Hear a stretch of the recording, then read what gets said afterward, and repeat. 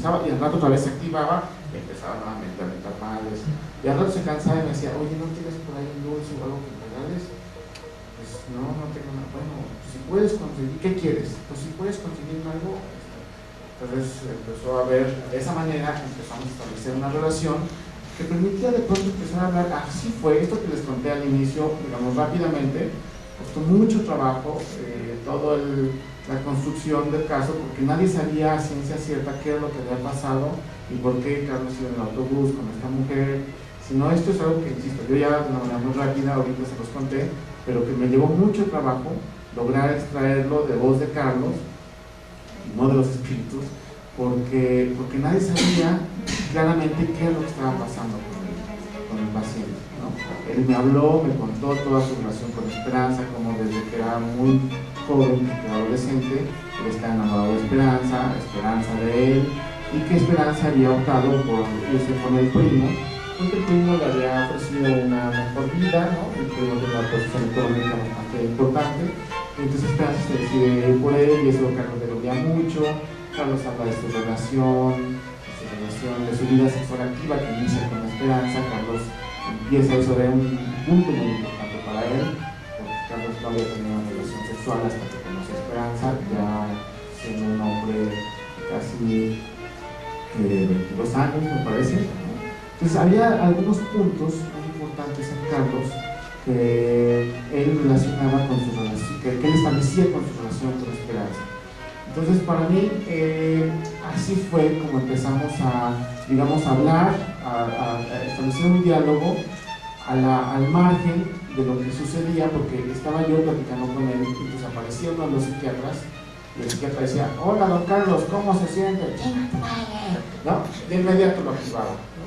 Activaba las alucinaciones, ese fenómeno que la psiquiatría describía como que era punitivo, algo que no le permitía a nadie establecer relaciones con Carlos, era algo que los psiquiatras mismos activaban en él.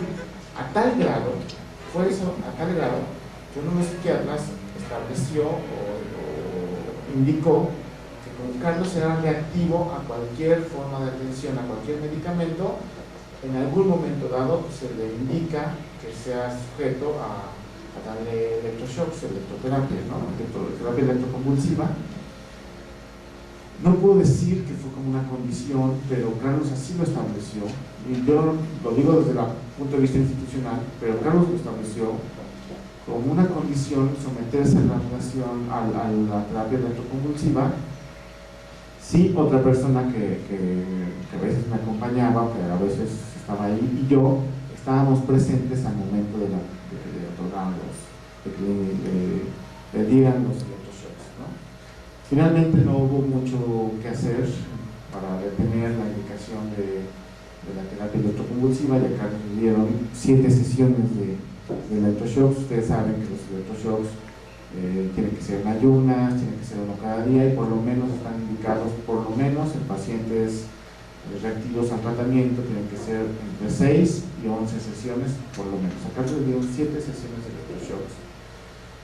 Fue muy complicado, fue muy difícil verlo cómo le aplicaban los electroshocks, pero hubo un dato que arrojó Carlos sumamente, pues por un lado divertido, pero por otro importante, que me hablaba a mí de cómo él estaba viviendo todo lo que sucedía con el tratamiento, porque esto ya lo he contado en otras ocasiones. En alguna ocasión yo logro, después de que Carlos está mucho más tranquilo, producto de los electroshocks, pues está confuso, entonces yo logro que le quiten el babero, que le retiren la sujeción, porque él ciertamente está muy, pues, digamos, violentamente amansado, y él quería salir al jardín del hospital. Él no salía al jardín porque estaba internado en esta sección. Entonces se logra que le permitan a Carlos salir al jardín. Salimos al jardín, lo primero que él hace es sacarse los zapatos para caminar por el pasto, y me decía, es que yo quería sentir un poco que estoy vivo porque estaba allá adentro, sentirme muy muerto como ahora esta Esperanza. Era un hombre de verdad muy paradójicamente con una claridad impresionante cuando hablaba de ciertas cosas. Y ahí se da una anécdota muy divertida que a mí, insisto, me da cuenta de algunas cosas, de cómo se reproducía, cómo se activaban las respuestas que él tenía que dar ante las preguntas que le hacían los psiquiatras. Porque él, nos acercamos a la tienda del hospital y entonces le pido que quiere comer. En ese momento ya me indican que tiene que tener la sujeción nuevamente, se lo sujeta y él, llegamos a la tienda y él dice, me señala con los ojos un gansito, ¿no? Y entonces yo tiro el gansito y le doy el gansito, se lo doy en la boca y entonces le digo, ¿quieres algo más? No, con eso es suficiente. Bueno, pues subimos al piso, estamos en el piso, yo lo dejo en su cama, nuevamente lo sujetan, le quitan el babero, lo sujetan a la cama, esto que en el hospital se llama sujeción gentil, que de gentil no tiene nada,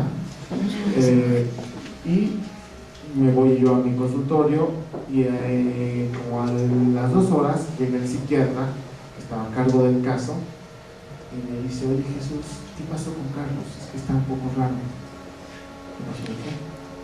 Pues no sé, es que hay algo que me está diciendo que no entiendo qué es lo que está diciendo.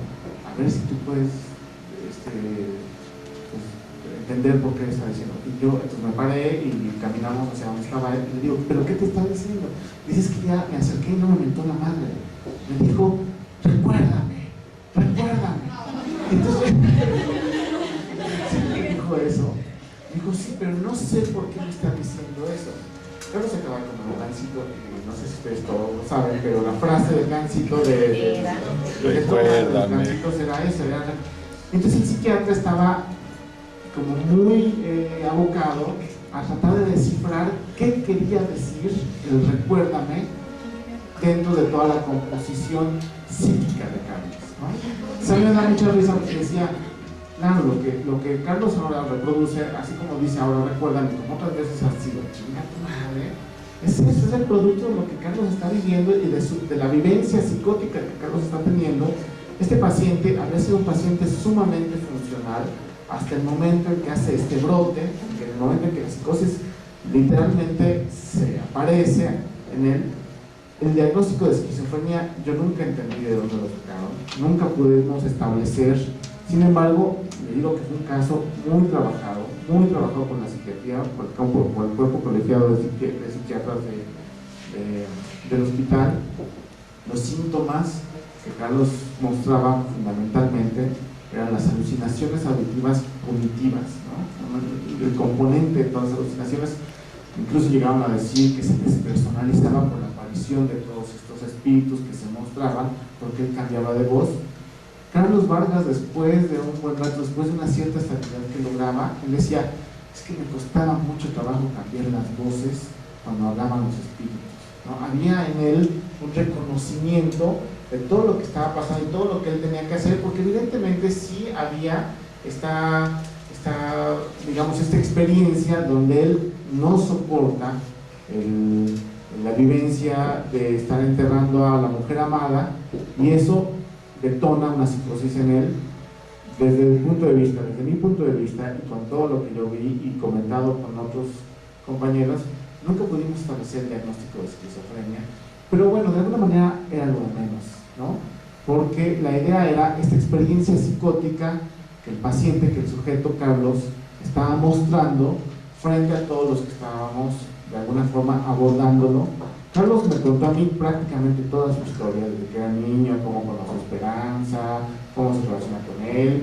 El papá Gaspar era custodio en el mismo Cerezo, y él, gracias a la relación del papá o gracias a la experiencia del papá, logra conseguir una plaza, y es así como entra al trabajo. Él no quería trabajar ahí, porque decía que le parecía sumamente violento trabajar en un penal, trabajar todo el tiempo